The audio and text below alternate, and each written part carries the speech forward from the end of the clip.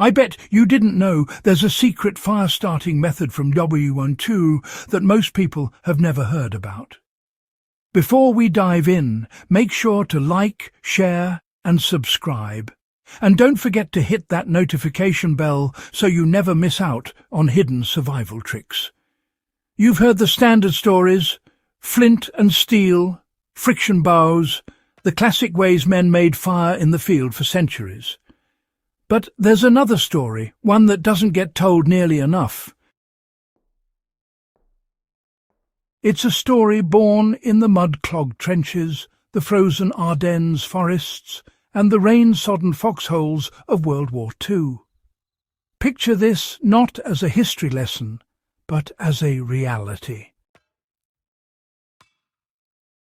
Your matches are a pulpy, useless mess. Your lighter fuel is long gone. Your flint is missing. You're cold, wet to the core, and you need a flame not for comfort, but for survival. To heat a tin of stew, to dry a sock, to boil water, to simply keep a shred of morale alive. Now reach into your kit. Past the ammo, past the rations. Pull out a simple double-edged razor blade and the foil wrapper from your chocolate bar. That's it. In less than a minute, you have fire. This wasn't magic. It wasn't a myth. This was Fieldcraft. This was the kind of hard-won, ingenious knowledge that circulated among soldiers and airmen, a secret weapon against the elements. Today, on IronWill Survival, we're not just remembering that hack, we're tearing it apart. We're going to understand the exact science of how a razor blade became a lifeline, and more importantly, how you can make it work today, because the principles don't age. This is the story of fire from foil and steel. During the Second World War, the standard-issue double-edged razor blade was a piece of high-carbon steel, prized for its sharpness and durability. Every soldier had one. But in the field, especially in the European and Pacific theatres where conditions could degrade gear in hours, everything had a secondary purpose. That razor blade became a cutting tool, a screwdriver, a scraper, and crucially, a fire starter. Soldiers, particularly downed airmen and forward reconnaissance units operating behind lines, needed reliable ignition that could defy weather. They discovered that the specific composition of their razor blade, that high-carbon steel, reacted uniquely when introduced to a simple electrical circuit.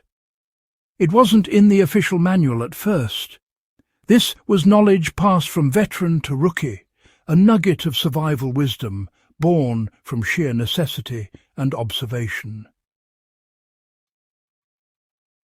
By the war's end, this technique had been formally included in some survival guides for airmen, cementing its place in the annals of field improvisation.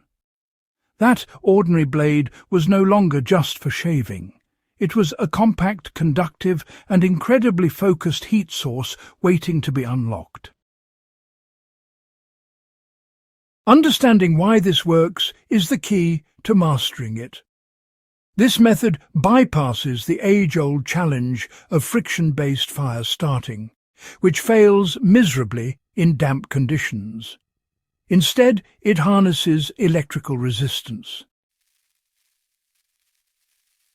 When you complete a circuit using a battery, conductive foil or wire and the razor blade, electricity is forced through the metal. The blade, particularly its thin edge, acts as a resistor. It impedes the flow of current, and that energy converts directly into intense, concentrated heat. The carbon content in the steel is crucial here. It increases the resistance, creating those perfect tiny hotspots along the edge. This heat is generated internally at a molecular level, which means external moisture like rain or humidity doesn't stop the process. The blade can be soaking wet and it will still heat up. You're essentially creating a miniature direct heat element. With a standard 1.5 volt or 3 volt battery from a period flashlight or radio, soldiers could generate temperatures at the blade's edge exceeding 400 degrees Celsius in mere seconds, more than enough to pyrolyze dry tinder into a glowing ember, even if that tinder was slightly damp. Let's walk through the precise steps a soldier in, say, the Hürtgen forest in 1944, would have taken. First, he would salvage the thin foil lining from a cigarette pack or a chocolate bar ration, both ubiquitous items. This foil was his conductor. He'd tear or cut 2 strips, each long enough to reach from the battery terminals to a central point. Next, he'd secure his power source, most commonly a BA30 or D-cell battery from his flashlight. One strip of foil would be pressed firmly to the battery's positive terminal, the other to the negative. The free ends of both foil strips would then be carefully attached to the razor blade, usually by wrapping them tightly around the blade's ends, ensuring the thin cutting edge was exposed and bridging the gap between the 2 foil leads. This created a complete circuit. He'd then place a tiny nest of the finest, driest tinder he could muster. Perhaps shredded cloth from a uniform hem, charred rope from his kit, or dried moss, directly onto the centre of the blade's edge. Upon connection, the foil would carry the current to the blade. Within 3 to 5 seconds, the blade's edge would begin to glow a faint orange-red at the point of highest resistance, and the tinder resting on it would start to smoulder. He'd then gently transfer this nascent ember to a larger prepared tinder bundle and nurse it into flame with his breath.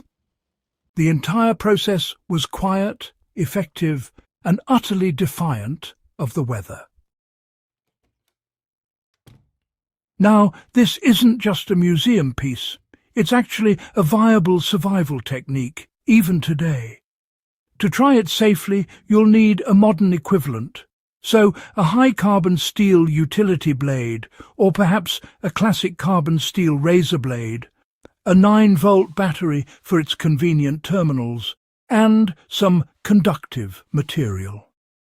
Honestly, aluminum foil from a gum wrapper works perfectly. So, here's what you do. Attach the foil strips to the battery terminals, connect them to the ends of the blade, and place your finest, driest tinder, think jute twine fibres or even steel wool, right on the blade's edge. The 9-volt will generate heat rapidly, so be ready. Now, please, exercise extreme caution. The metal will become searing hot instantly, and, well, the circuit can spark. It's wise to use insulated gloves or tools to handle the setup, just to be safe. The moment you see smoke and glow, disconnect the battery. You now have an ember. For the historian or reenactor, practicing this with period-correct components is a profound way to connect with the lived reality of those soldiers. It moves the experience from intellectual understanding to muscle memory. It teaches you that survival is less about the gear in your pack and more about the knowledge in your head and the adaptability in your hands.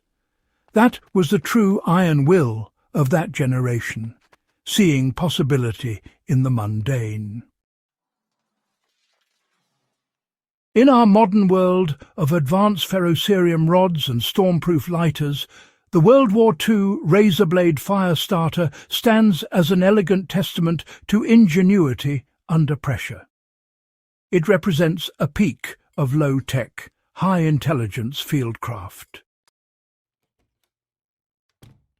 The lesson isn't to ditch your modern gear, but to understand that really the ultimate survival tool is your own mind's ability to repurpose what's available. Tucking a carbon steel blade into your kit as a fire-starting backup is a direct link to that history, a nod to the men who figured out how to fight the cold with a razor and a candy wrapper. It's a skill that deserves to be kept alive, practiced and remembered, not as a curiosity, but as a timeless principle of resilience. If this deep dive into real, actionable survival history resonated with you, if you believe in preserving these skills and the stories behind them, then you belong here with us. Help us keep this knowledge alive. Subscribe to IronWill Survival, hit that notification bell, and share this video with another serious history buff or survival enthusiast. Because here we don't just talk about history, we dissect the ingenuity that forged it. Stay resilient. Time code 0 hours, 6 minutes and 45 seconds.